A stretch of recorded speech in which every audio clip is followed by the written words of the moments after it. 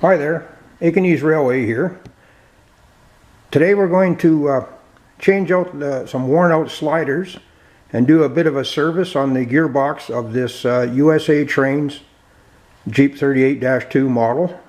This is an older model. I've had it for about 4, maybe 5 years, or about 5 years now, and it's got approximately about 150 actual miles on it from our layout outside. So we'll go through the process of getting this thing back into service again. Okay, we're going to start by turning this unit upside down so that we can get at the bottom end of everything. As you can see, the sliders are quite well worn on this unit, and so these will be the 4 that we're going to be changing out today. Okay, we'll set it down gently into, this is actually a USA Trains styrofoam insert from one of their 4-bay hoppers. Makes for a really great work center. Protects everything. It's got little holes for all your nooks and crannies and all your screwdrivers and tools and stuff. And we'll get to work here. As you can see, they're all worn out. You'll also notice that there's no drive tires or anything on this unit. All the Aikenknees locomotives have been changed out to steel wheels rather than the traction tires, so therefore you know, things don't, I prefer to have my locomotive spin out or make a double header or a triple header to pull freight cars versus trying to strip out the gearboxes. Anyways, we'll start by taking this thing apart.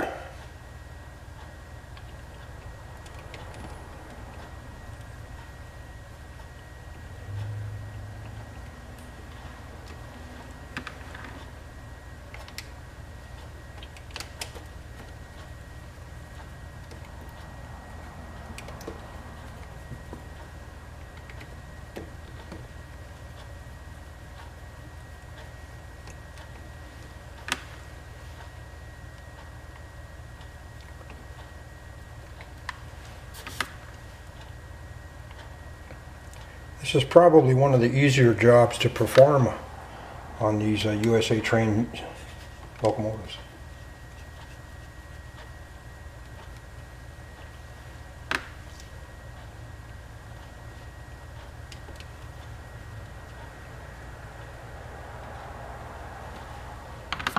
Now I have numerous sets of brand new sliders and things. I have a friend that he's in the battery conversions on all his locomotives, so he supplies me with all the sliders that I need as we still use track power for running everything. I got lots of these kicking around. Okay, remove the cover off of the gearbox.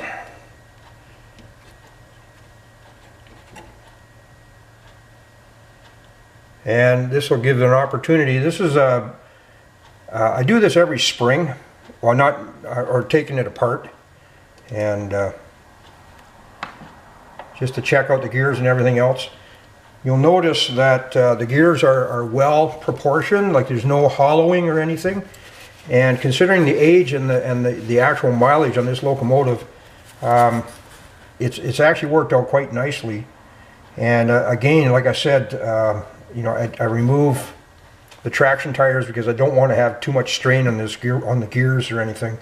And if the locomotive is loaded up, then I'll put a second locomotive on. And I think it's paid off in the long run that you know, everything is in really good shape. Now these shoes, they literally just lift out. That's all they are. But as you can see, these are well worn. In fact, they're almost worn right through.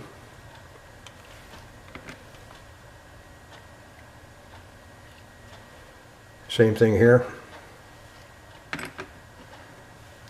Okay, the new shoes, make sure that they're not bent or anything and that the springs are in place. And they literally just slide in. Make sure they got free movement here, which they do. The other side goes in.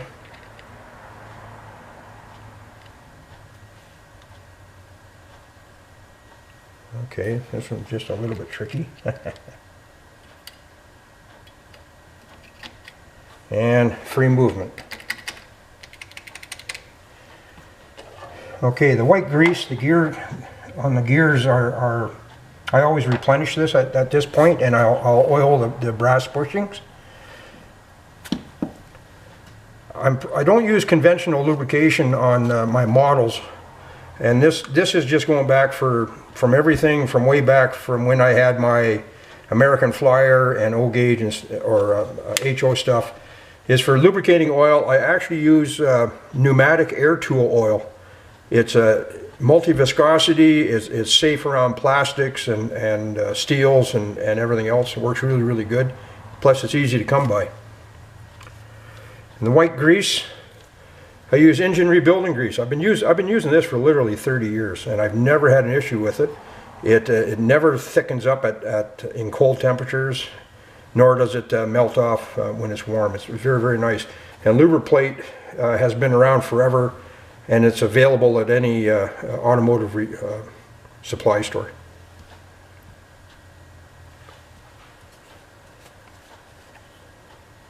For lubricating the brasses, I literally just put a couple of drips on. Works quite nicely. I do this about every 25-30 hours. And to date, I've never had a problem.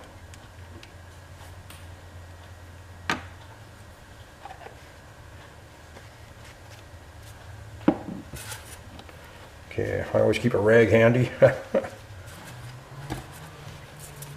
Move things kind of back and forth to make sure we got lots of lubrication. And for the white grease, actually, I'm actually surprised at the condition of the gears and stuff. They're in very, very good shape still. Okay.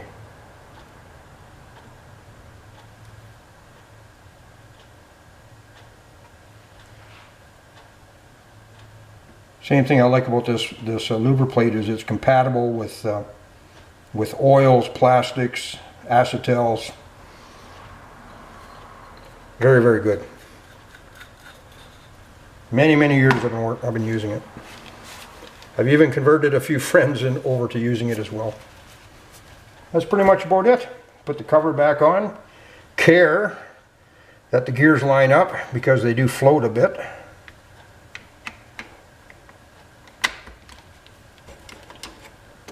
Make sure everything is all lined up. Screws are back in. You know what? I just made a mistake. If you notice here, there's two screws and then 4 screws, and I just put it on backwards. So just make sure that you put it on the right way, and that everything is mobile. And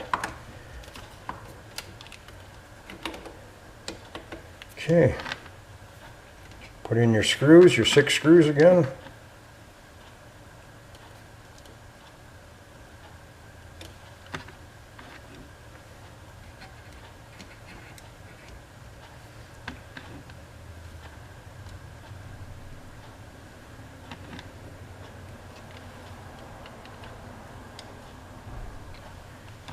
As compared to some of the models I've worked on, this is probably going to be one of the easiest gearboxes to do service on.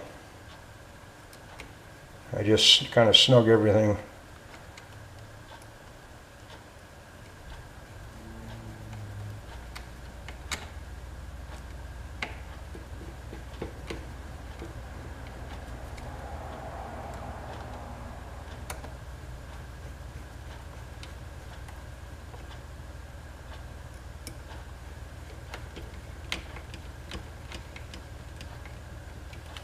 Okay, now before I tighten everything down, I just want to make sure that everything is still loose and still moving. Okay, and then you just want to snug these down. You don't want to pull any threads out or anything. So you just snug it.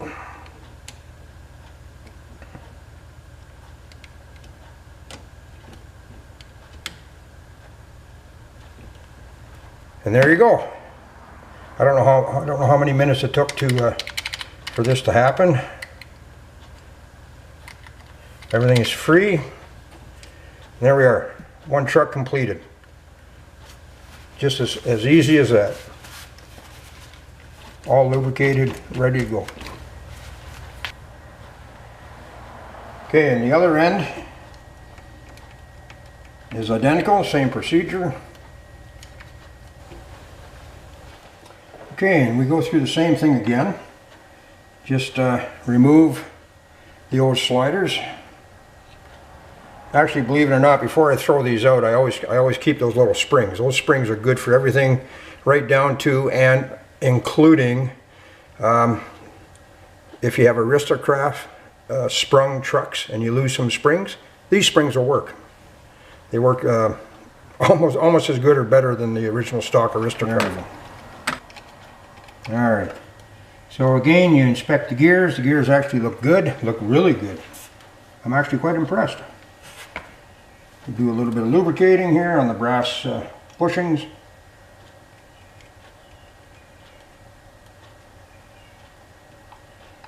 With air tool oil.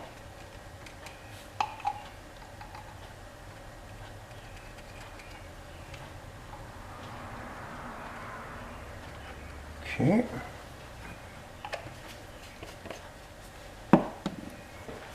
Clean everything up. Replenish some white grease.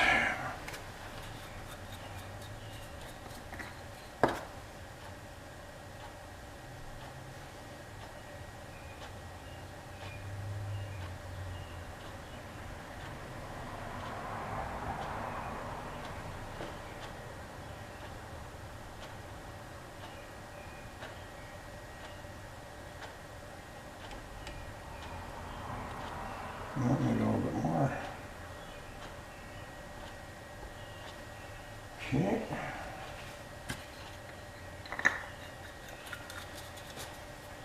Remembering which way the 4 screws are at this on, we put her back in place.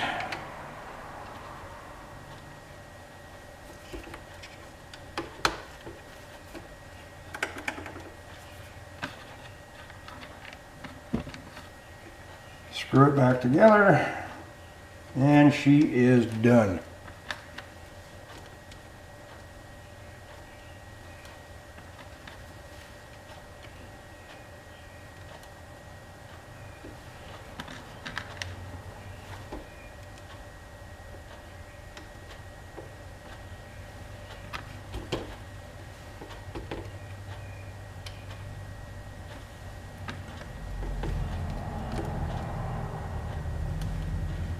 Snug it all up.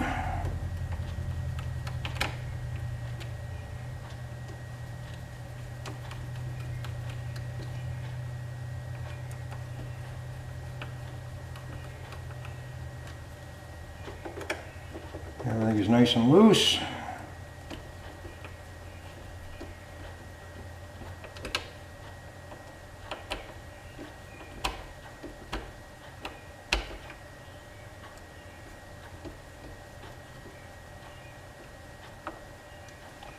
Okay. Yeah. Okay, we'll do a final snug.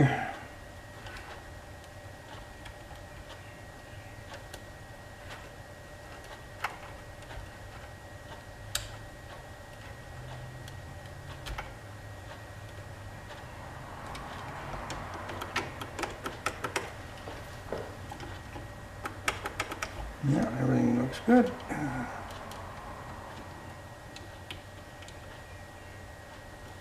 One thing to remember is these little brass bushings here that go in there, they have these little slots on them and they actually have to fit in a channel. And if not, your cover will, or your axle will sit up. And if you try to screw it down, you can actually split this gear, and that's not good. Okay, so there you have it. You just lubricated up, installed 4 new sliding shoes and white grease and checked your gears and everything looks good. Now, one last thing to do. Okay, so the last thing you want to do is your running test. I have just a small track here that I use. Make sure everything is on the track.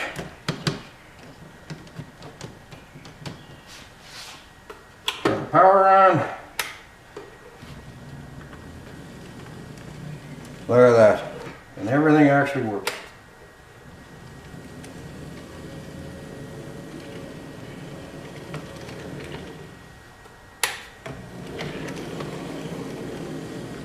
And another job done. Only 6 more locomotives to do.